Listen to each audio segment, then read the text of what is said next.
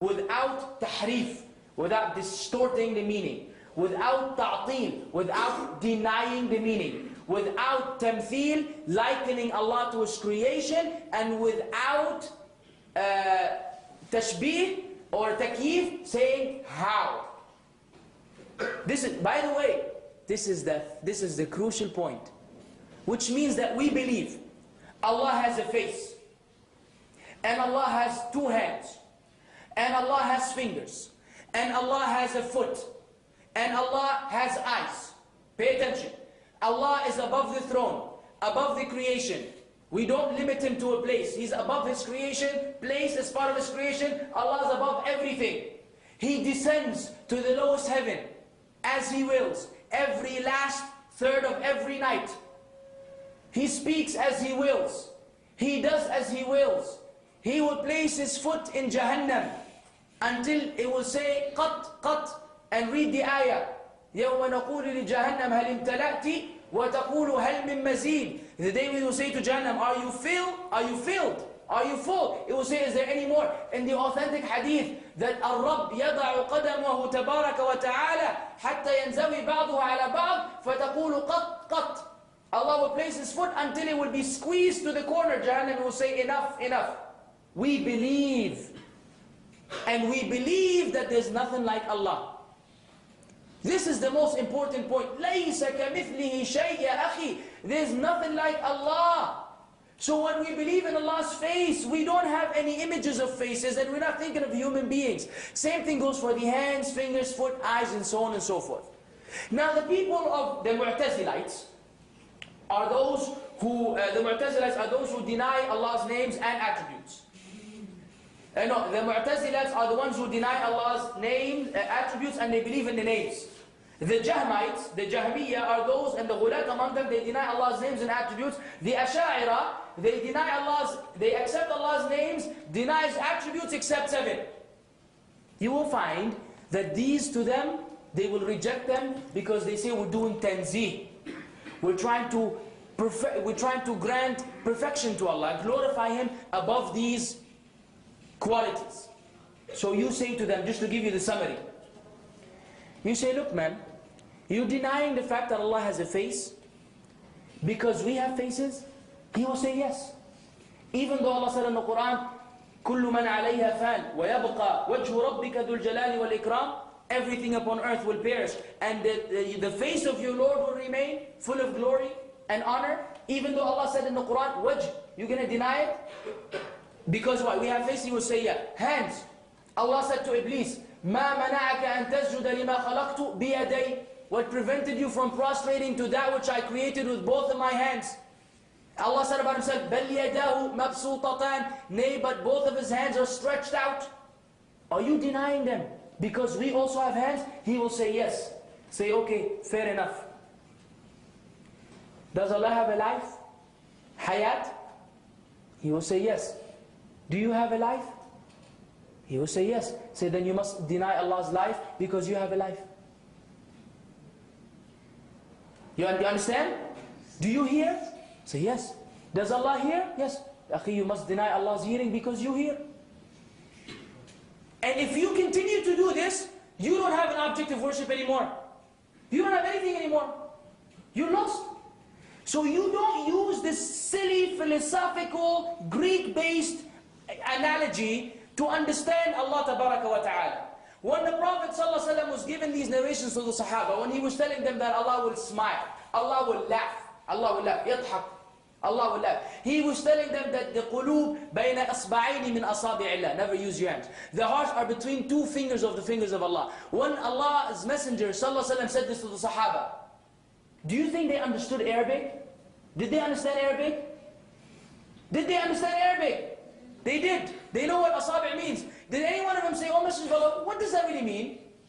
Or did he say, that doesn't really mean fingers, it means, status, it means situation. Never did he elaborate, never did they question him, they took him face value. They understood it according to the apparent meaning. This is my job and yours. Why? Because they understood when Allah said, لَيْسَ كَمِثْلِهِ شَيْءٍ. There's nothing co-equal to Allah. So we believe in that. And this is the belief system of Imam Ahmad, Abu Hanifa, Shafi'i, the whole Imams. This is what they believe. And many of the people who follow them blindly in fiqh do not believe in what they believe concerning Allah's names and attributes. You follow me? You know what we believe now. And you really must study this matter. So you, because you know the shaitan will play tricks with you. You must have yaqeen. Wallahi, we have yaqeen, no doubt. No doubt, when Allah used the term in the Quran to describe Himself, I don't dare to tell Allah no. I don't dare to do so. When the Messenger of Allah did not do so, and the Sahaba did not do so. So we believe in what Allah described Himself with. The people of innovation and bid'ah, they don't. They will deny all of these. Concerning qadar, we are not like the Qadariya nor like the Jabariya. The Qadariya are those who say that everything, that Allah doesn't know what you do until after you do it. After you do something, Allah discovers that you did ABC. Jabariya, they say you have no choice. Everything you do, Allah forced you to do it. So Allah created you, forced you to sin, then placed you in Jahannam because of what He forced you to do. Ahl Sunnah wal Jama'ah say no. Allah Azza wa Jal gave us the free will, and our free will is conditioned to His free will. وَمَا تَشَاءُونَ إِلَّا أَن يَشَاءَ اللَّهُ. You will after Allah wills. But we don't know what the outcome of things is, so we have the decree, we have the free will. You can, فَمَنْ شَاءَ فَلْيُؤْمِنْ وَمَنْ شَاءَ فَلْيَكْفُرْ. Whoever wishes, whoever wills to believe, and whoever wills, may disbelieve. Allah gave us the choice. So we're not like the Qadariya or the Jabariya. We're not like the Khawarij. Those who say that if you commit major sin, you're a kafir. If you drink alcohol, you have left Islam. If you commit adultery, you have left Islam. And this is extreme. Nor are we like the Murji'ah. Those who say that Iman has nothing to do with good deeds. Yani, they say the Iman of Iblis is equal to the Iman of Abu Bakr. They say the Iman of Iblis is equal to the Iman of Abu Bakr. And the Iman of the worst of this Ummah is equal to the Iman of Abu Bakr. Why? Because they believe in the principles. They believe there's Allah, there are angels, there are books, revelations, there's a last day, there's pre-decree. You don't have to do anything because of that. Whereas we believe what? Iman wa amal salih. Al-imanu bid'un wa sittuna shu'ba a'laha قول لا إله إلا الله وأنها إماتة الأذى عن الطريق والحياء شعبة من الإيمان. The Prophet ﷺ said Iman is 60 some branches, the highest of which is saying La ilaha illallah, and the least is removing harm from the way. Isn't removing harm in action? He was describing what? Iman. So part of Iman is moving harm, moving filth out of the people's way. And Haya is a branch of Iman. And we have many evidences which support that. We are not like the Shia, who declare the Sahaba to be kuffar and deify Ali, nor are we like the Khawarij who did the other, who declared the Sahaba to be kuffar. The Shia, one, they glorified Ali, and the Khawarij, they did the opposite. And we have two opposite extremes. So Ahl Sunnah wal Jama'ah are on a middle path between all of these deviant groups concerning the matters of belief. Concerning the belief in Allah's names and attributes, they believe in what Iman is and the definition of Iman, they believe in Qadar, and they believe in our position concerning the Sahaba. We travel upon the middle path. Brothers and sisters, we need to learn these matters. Have we learned them? Have you read a book on Aqeedah of Ahl Sunnah wal Jama'ah? Have you read a book about the belief about the Sahaba? Have you read a book about the belief among Ahl Sunnah wal Jama'ah? What is Iman? And is righteousness part of it? Have we learned these matters? Do we know them? If not, then we need to strive, as I said in the beginning, not to just earn a living and increase our sustenance. No, we need to strive to learn what this is, the one path, one tariqah, one firqah that will not go to the fire, that will be upon the way of the Prophet ﷺ and Sahaba. You must believe what they believe. They knew these matters pretty clearly. We need to follow their way. طيب. Ahl Sunnah wal Jama'ah, Al-Ta'ifa al-Mansura, Al-Firqa al-Najah, they value Tawheed. And this is from an email brother sent, Barakallah Feek. They value Tawheed. The most important thing in our deen is the oneness of Allah Azza wa Jal, Tabaraka wa Ta'ala, and singling Him out in worship. So we don't entertain grave worshipping, we don't entertain calling upon other than Allah, doing tawassul through the creatures, seeking barakah from people. All of this is not accepted among Ahl Sunnah wal Jama'ah. قل إن صلاتي ونسكي ومحياي ومماتي لله رب العالمين. Say my prayer, my sacrifice, my life and my death are for Allah, the Lord of the worlds. بِذَلِكَ أُمِرْتُ وَأَنَا أَوَّلُ الْمُسْلِمِينَ لَا شَرِيكَ لَهُ. Allah has no partners with Him. This is what I have been commanded among the first. I am among the first who submit to Allah Azza wa Jal.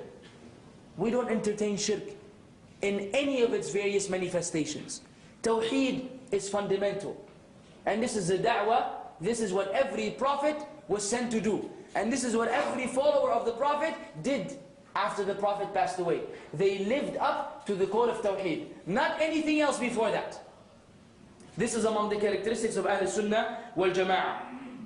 فَاعْبُدِ اللَّهَ مُخْلِصًا لَهُ الدِّينَ أَلَا لِلَّهِ الدِّينُ الْخَالِص. So worship Allah, being sincere to Him in the religion. Isn't it for Allah the sincere religion? لَا تَجْعَلْ مَعَ اللَّهِ إِلَهًا آخَرَ. Do not make with Allah other gods, other rivals. All these are ayat where Allah is emphasizing the importance of Tawheed. So, let me give you the summary. The main difference between Al-Ta'ifa Al-Mansura wal-Firqa Al-Najiyah and the other 72 sects is two things. At-Talaqqi wal-Istidlal. At-Talaqqi is the resource. The source from which we take our deen is from the Quran and the Sunnah and the Ijma'. Not Aql. The Mu'tazila, the source is not this. The Aql, the mind come first. And like Al-Razi and others, Fakhr Al-Razi, he said that the ayat of the Quran are not yaqiniyah. Then they do not provide certainty. Aql, your mind, is what will give you certainty. For the ayat of Allah, they're doubtful. Ajib.